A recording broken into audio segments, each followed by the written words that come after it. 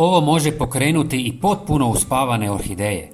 Ako vaša orhideja već dugo ne raste, ne stvara nove listove, izgleda kao da je potpuno stala, ne žurite se otpisati je. Ponekad joj samo nedostaje mala pomoć kako bi ponovo pokrenula rast.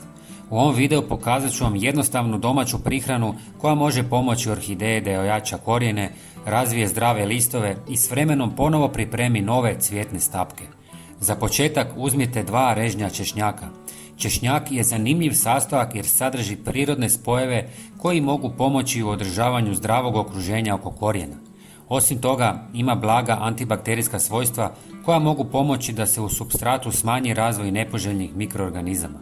Nasjeckajte češnjak na sitne komadiće kako bi se njegove tvari lakše otpustile u vodu. Prijatelji, ako već niste, pretplatite se na naš kanal kako ne biste propustili naše najnovije recepte. Potpuno je besplatno. Nakon toga uzmite mali komad običnog kruha i nadrobite ga u staklenku zajedno sa nasjeckanim češnjakom. Kruh sadrži škrob i organske tvari koje tijekom fermentacije mogu pomoći razvoju korisnih mikroorganizama u ovoj smjesi. Sljedeći sastojak je suhi kvasac. Dodajte 1 čajnu žličicu. Kvasac je poznat po tome što potiče fermentaciju i stvara mikroorganizme koji mogu obogatiti ovu prirodnu otopinu. Zatim dodajte 1 žličicu šećera koji služi kao hrana korisnim mikroorganizmima i pomažu da proces fermentacije bude stabilniji. Kad su svi sastojci u staklenci, ulijte toplu vodu i lagano promiješajte smjesu kako bi se sastojci bolje povezali. Važno je da staklenku ne napunite do samog vrha, jer tijekom fermentacije nastaju plinovi pa je dobro ostaviti malo prostora. Zatvorite staklenku i ostavite je na prozračnom mjestu oko 2 tjedna. Tijekom tog vremena sastojci će potpuno fermentirati i u tekućini će se razviti korisni mikroorganizmi.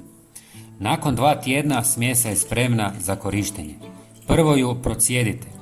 Prijatelji, napišite mi u komentarima želim i poslat ću vam jedan nepoznati trik kako da ubrzate klijanje bilo kojeg sjemena.